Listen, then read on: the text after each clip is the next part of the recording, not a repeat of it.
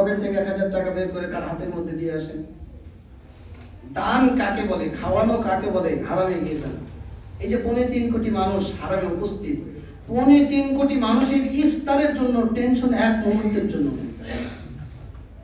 আপনার ইফতারের আধা ঘন্টা পূর্বে আপনার সামনে খাবার হাজির হবে।